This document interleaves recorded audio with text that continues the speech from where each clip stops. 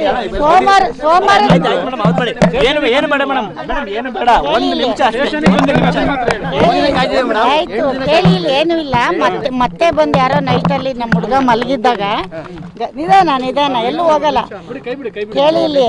ಮತ್ತೆ ನೈಟಲ್ಲಿ ಬಂದು ಮತ್ತೆ ಯಾರ್ಯಾರೋ ಗಲಾಟೆ ಮಾಡ್ತಿದ್ರು. ಪಕ್ಕದಲ್ಲಿ ನಮ್ದು ದೊಡ್ಡ ಮನೆ ಇರೋದ್ರಿಂದ ಮತ್ತೆ ನಮ್ಗೆ ಏಕಾಏಕಿ ಬಂದು ಪೇಪರ್ಸ್ ಆಮೇಲೆ ಕೋರ್ಟ್ ನೋಡುತ್ತೆ.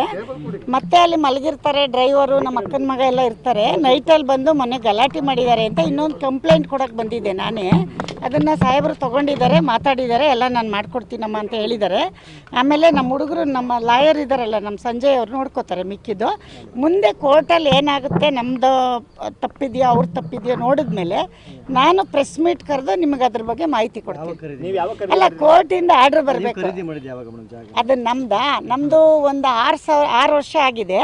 ಬಟ್ ನಾನು ನಮ್ಮ ಫಾರಿನಲ್ಲೊಬ್ಬರು ನಮ್ಮ ಇದೇ ಹಾಸನ್ ಹುಡುಗ ಅವರ ಮಕ್ಕಳ ಎಜುಕೇಷನ್ಗೆ ಅಂತ ತೆಗೆದು ಬಿಟ್ಕೊಂಡಿದ್ರಂತೆ. ಅವರು ರಿಕ್ವೆಸ್ಟ್ ಮಾಡಿದ್ರು, ನಂತರ ಯಾವಾಗಲೂ ಮಾಡ್ತಾಯಿದ್ರು ಬಂದು. ನಾನು ಯಶ್ ಹತ್ರ ಹೇಳಿದೆ, ಯಶು ಅಮ್ಮ ನಮ್ಗೆ ಯಾಕಮ್ಮ ನಾವು ಅಲ್ಲಿ ಇರೋಲ್ಲ, ನಾವು ತೋಟದಲ್ಲಿ ಇರ್ತೀವಿ ಅಂತ ಹೇಳಿದ್ರು.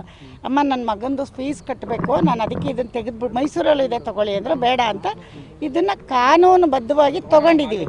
ಸುಮ್ಮನೆ ಏನೋ ಬೇರೆ ಥರ ತೊಗೊಂಡಿಲ್ಲ. ಎಲ್ಲ ರಿಜಿಸ್ಟ್ರ್ ಆಫೀಸಲ್ಲಿ ರಿಜಿಸ್ಟ್ರು ಎಲ್ಲಿದೆ, ನಮ್ಮ ಅಕ್ಕನ ಮಗ ಎಲ್ಲಿದೆ ಪ್ರಸಾದಿ, ಅವನೇ ಅದೆಲ್ಲ ನೋಡೋದು. ಆಮೇಲೆ ಮೊನ್ನೆವರೆಗೂ ಟ್ಯಾಕ್ಸ್ ಕಟ್ಟಿದ್ದೀವಿ. ಆಮೇಲಿಂದ ಅದಕ್ಕೇನದು ಈ ಖಾತಾ ಏನದು ಕಾರ್ಪೊರೇಷನ್ಗೆ ಆಗುತ್ತಲ್ಲ, ಇದರಿಂದ ಈ ಸತ್ತು ಅದನ್ನು ಮಾಡಿದ್ದಾರೆ ಗೌರ್ಮೆಂಟಿಂದ.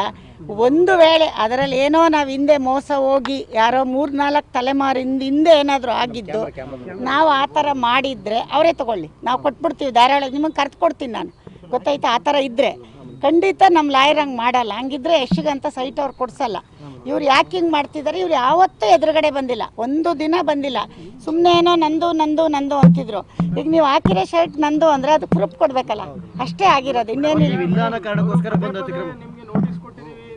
ಹಾಂ ಕೇಳಿ, ಅದಕ್ಕೂ ಉತ್ತರ ಕೊಟ್ಬಿಡ್ತೀನಿ. ನನ್ನ ಮನೆ ಅಡ್ರೆಸ್ಗಾಗಲಿ ನಂದು ಅರುಣ್ ಕುಮಾರ್ ಪುಷ್ಪ ಅಂತ ಇರೋದು, ಅದರಲ್ಲಿ ಯಾವುದು ಯಶ್ ಪ್ರಾಪರ್ಟಿ ಯಾವುದೂ ಇಲ್ಲ. ಪುಷ್ಪ ಅರುಣ್ ಕುಮಾರ್ ಅಂತ ಯಾವ್ದಾರ ನೋಟಿಸ್ ಬಂದಿದ್ದು ನಾನು ಸೈನ್ ಮಾಡಿ ತಗೊಳ್ಳದೆ ಹೋಗಿದ್ರೆ ಇಷ್ಟು ಜನ ಮೀಡಿಯಾ ಹೇಳ್ದಂಗೆ ನಾನು ಕೇಳ್ತೀನಿ. ಯಾವುದೂ ಬಂದಿಲ್ಲ.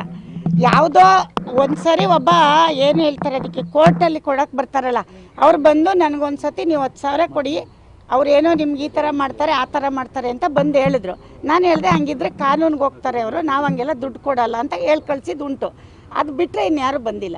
ಆಮೇಲೆ ನಮಗೆ ಗೋಡೆ ಮೇಲೆ ಅಂಟಿಸಿದ್ರಲ್ಲ, ಅವಾಗ ನನಗೆ ನಮ್ಮ ಅಕ್ಕನ ಮಗ ಫೋನ್ ಮಾಡ್ದೆ, ಈ ಥರ ಏನೋ ಅಂಟಿಸಿ ಕೋರ್ಟ್ ಏನೋ ಆರ್ಡ್ರ್ ಆಗಿದೆ ಅಂತ. ಸರಿ ಲಾಯರಿಗೆ ಕಾಂಟ್ಯಾಕ್ಟ್ ಮಾಡು ಅಂದರೆ ಅವ್ನು ಮಾಡ್ದ. ಅದೇ ಥರ ನಮ್ಮ ಸಂಜಯ್ ಅವರೆಲ್ಲ ನೋಡ್ತಿದ್ದಾರೆ, ಸ್ಲೋ ಆಗಿ ನೋಡ್ತಾಯಿದ್ರು. ಅಷ್ಟೊತ್ತಿಗೆ ಇವ್ರು ಬಂದು ನಾನು ಇಲ್ಲದೆ ಇರೋ ಟೈಮಲ್ಲಿ ಹೊಡೆದಿದ್ದಾರೆ.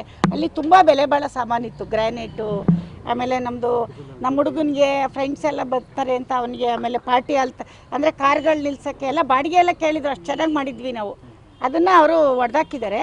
ಬಟ್ ಏನಂದರೆ ನಾನು ಇರಲಿಲ್ಲ, ಈ ಥರ ಎಷ್ಟು ಬ್ಯುಸಿ ಇರೋದ್ರಿಂದ ನಾವು ಬೇರೆ ಕಡೆ ಇದ್ವಿ, ಬರೋಕ್ಕಾಗಿಲ್ಲ. ನನಗೆ ಪ್ರಾಪರ್ಟಿ ಹೋದರೆ ತಗೋಬೋದು, ನಮ್ಮ ಅಕ್ಕನ ಮಗನೋ ನಮ್ಮ ಡ್ರೈವರ್ಗೋ ಏನಾದರೂ ಆಗಿಬಿಟ್ರೆ ಅಂತ ಮತ್ತೆ ಈಗ ಪಕ್ಕದ ಮನೆಗೆ ಗಲಾಟೆ ಮಾಡಿದ್ದಾರೆ. ಅದಕ್ಕೆ ಬಂದು ಕಂಪ್ಲೇಂಟ್.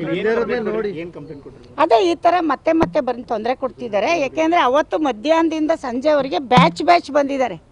ಈ ಬ್ಯಾಚ್ ಹೋದರೆ ಇನ್ನೊಂದು ಬ್ಯಾಚ್ ಬರೋದು. ಇವ್ರು ಹೋಗಿ ಹೊಡೆದು ಕರ್ಕೊಬಂದ್ರೆ ಪೊಲೀಸವರು, ಮತ್ತೆ ಇನ್ಯಾರೋ ಹೋಗಿ ಕೂತಿದ್ದಾರೆ. ಅದೆಲ್ಲ ಫೋಟೋ ಇದೆ, ಕಳಿಸಿದ್ದಾರೆ. ಅದು ನನಗೆ ಗೊತ್ತಿಲ್ಲ, ಅದನ್ನ ಇವ್ರು ಮಾಡ್ತಾರೆ.